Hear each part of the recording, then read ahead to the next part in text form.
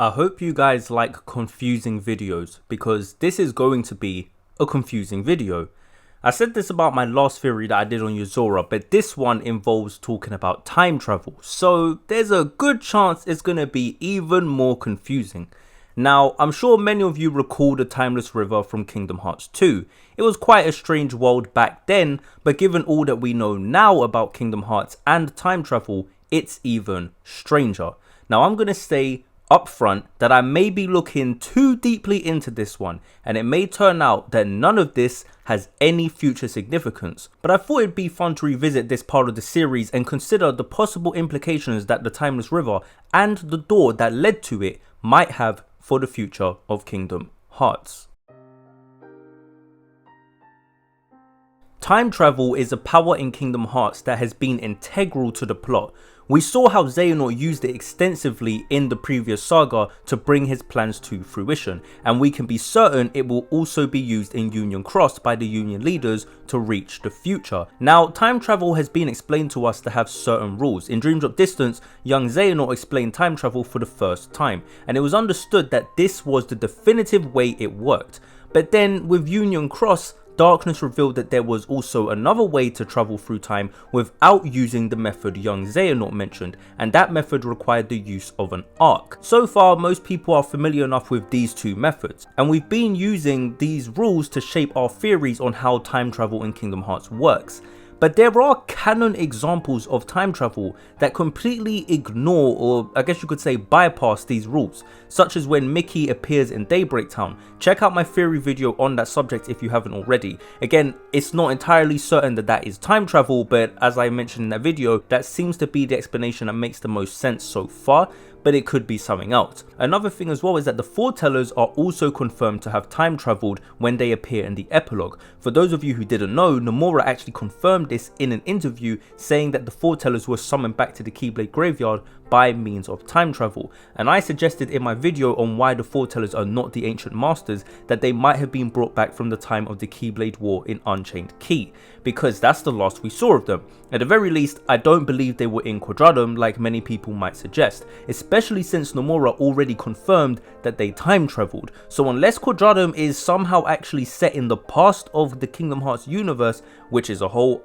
other theory I could get into, I don't think it's likely that's where they came from. Now, the instance of time travel that I want to speak about for this video though is actually, to me, the most interesting instance so far, and what's funny about it is that it occurs well before the other ones I've mentioned. A lot of us believe that Dream Drop Distance is the place where time travel was introduced to the series of Kingdom Hearts, but I guess a lot of us forgot that actually it was introduced in Kingdom Hearts 2.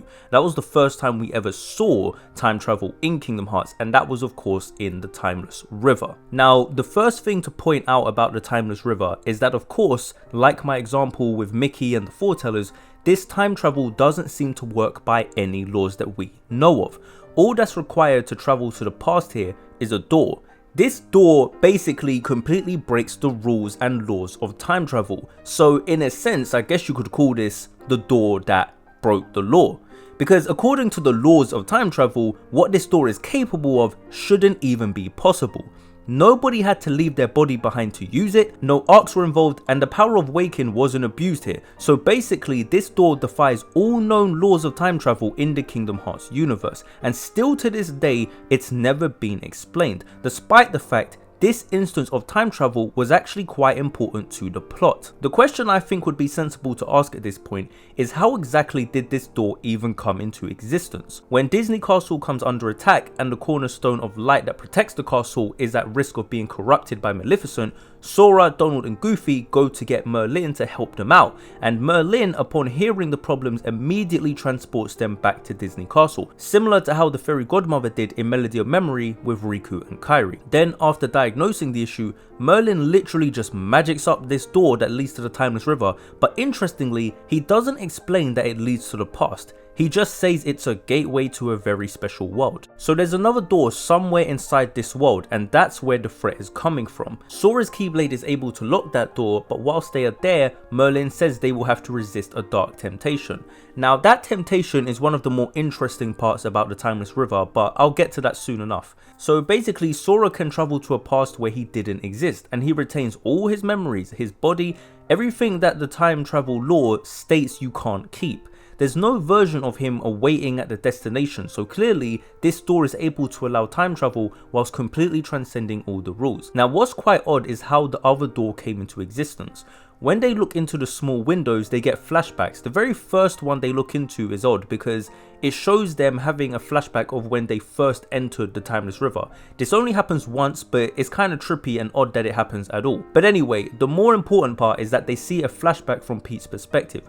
I guess the windows are like a window into his mind, into his memories, and through those memories we see how the second door was created. This door was basically just wished into existence by Pete.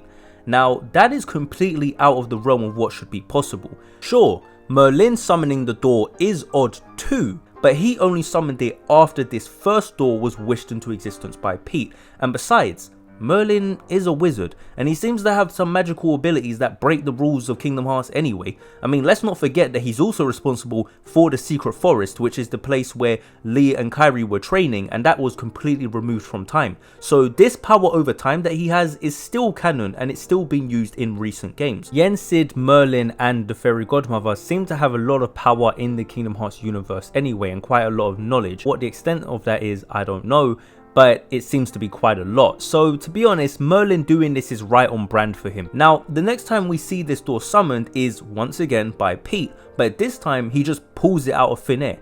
Literally out of thin air. Now I think it makes more sense he can do that whilst inside the Timeless River, because I think, as Merlin says, it's a special world. So I imagine it can sort of abide by some different rules. But also there's another thing.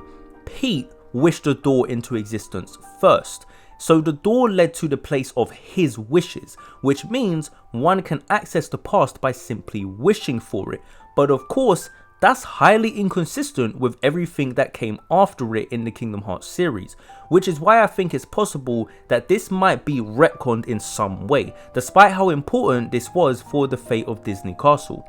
But if it isn't retconned, then that leads to a lot of implications that completely change what's possible in Kingdom Hearts. Now let's just take note of the fact that Nomura has reached back to old things from Kingdom Hearts before, and he has brought them back later on to make them relevant to the story. The arks are a perfect example of that, and very fitting since they also relate to time travel, and they will be very relevant to exactly what comes next in the series. So he's already in recent canon used a different method of time travel than what Xehanort used, and we can be very confident we'll be seeing next month with the Union finale that method of time travel being used again. So if he hasn't retconned these doors, it's not completely out of the realm of possibility that they could also appear again in the future for some reason. So if that were to happen, what would be the implications of that? The first and most obvious implication is what I've already covered. It means this method completely transcends the current known rules and is separate to the known methods. But why is this? Can Merlin just travel wherever he wants in time using doors like this? Does he even need these doors? Or can he just, whisk himself away wherever he wants in the timeline? But again, this power isn't limited to just Merlin, and that's the important part here. The door was first summoned by Pete through his wishes. I mean, Pete of all characters. I mean, come on now, Pete? Now, I know that this may all sound quite confusing, so let's simplify this by just looking at the actual chronology of how things went. Firstly, Pete wished for the past, which causes this door to the past to be created. He did this completely by accident with no deliberate magical action, and even Maleficent seems shocked by its existence, so despite her knowledge of magic, even she didn't know about this type of thing existing. Then they used it to basically attack Disney Castle from the past. Merlin figured out how they were doing this by examining the Cornerstone of Light, and only then did he summon the door that leads to the past. So if we take the events literally as they happened, then maybe Merlin can only summon one of these doors after one has already been wished into existence by someone else like Pete. And Merlin didn't even know that Pete had wished up this door until after he realized what was going on. So for all we know, people could be wishing these doors into existence all over the Kingdom Hearts universe, and nobody would know unless their present day was in the process of being changed, like what was happening with Disney Castle. But the fact that something like a door that literally leads to the past can be wished into existence is crazy. That would mean that if someone just wished for it strongly enough, a door like that could appear. And what's even crazier is the fact it can actually change the future, which is exactly what the laws of time travel say you can't do. You have to wonder then, why didn't such a door appear when Sora wanted to go to the past in Kingdom Hearts 3? And speaking of Sora wanting to go to the past, take a look at this little scene.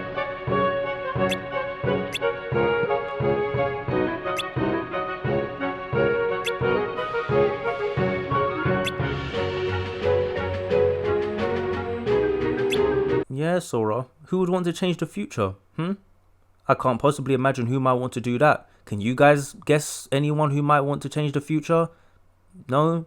Nah, me neither. Can't possibly imagine who would want to do that. Can't imagine it.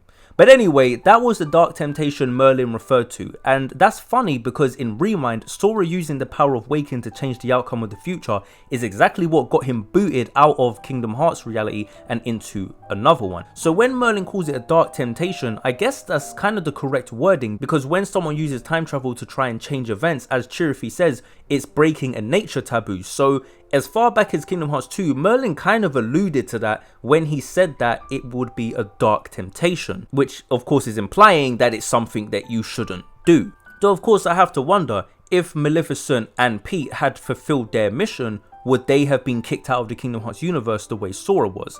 Somehow I doubt it. But it's just kind of interesting to consider because Pete and the Heartless were the ones trying to change the future, and the heroes were just trying to stop them from doing that. And Sora does this by using his keyblade to lock the door that Pete created, locking them out of the past and that world.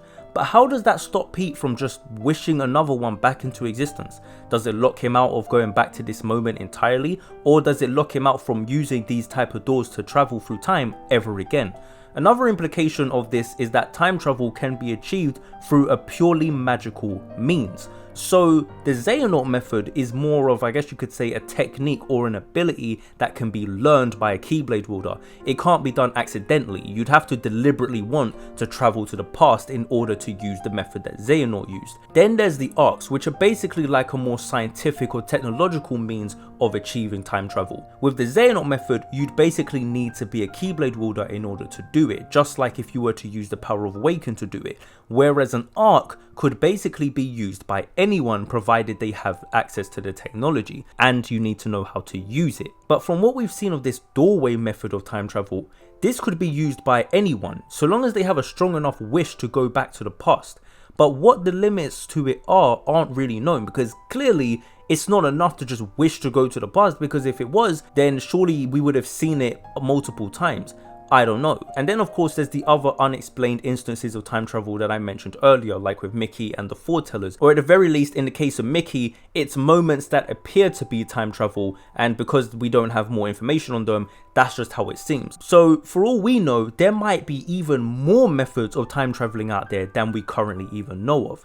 So it's certainly an odd thing and an odd world, and how exactly this all fits into the Kingdom Hearts story is unclear. If I had to say though, I think there is a good chance Nomura has just retconned this, but as I also said, he is pulling things from the past and making them relevant to the present story. So perhaps these doors may appear once again. How or why they'd appear is something I'll leave for you guys to speculate about in the comments, but suffice to say, as far as we currently know, these doors still exist in the canon, and so they are still a very possible means of time traveling. But whether or not Nomura will ever utilize them again like he did with the Ark, or if they'll just remain a relic of the past, abandoned and forgotten, a bit like Aqua in the Realm of Darkness.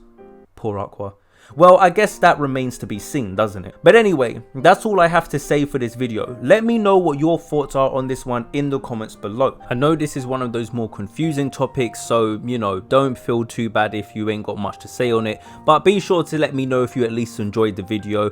If you do have any thoughts maybe on whether or not the Timeless River is going to be relevant, these doors, are they going to be canon and relevant in the future, or do you think Nomura is probably just going to do away with them? He's probably going to do away with them, let's be honest. Let me know what your thoughts are. And of course, if you enjoyed, be sure to leave a like, and if you'd like to see more thoughts and theories similar to this, then be sure to hit the subscribe button and click the bell button so you're notified when I drop more videos. I appreciate you guys for listening to this entire video, but anyway, that's all I've got to say, and I'm out. Peace.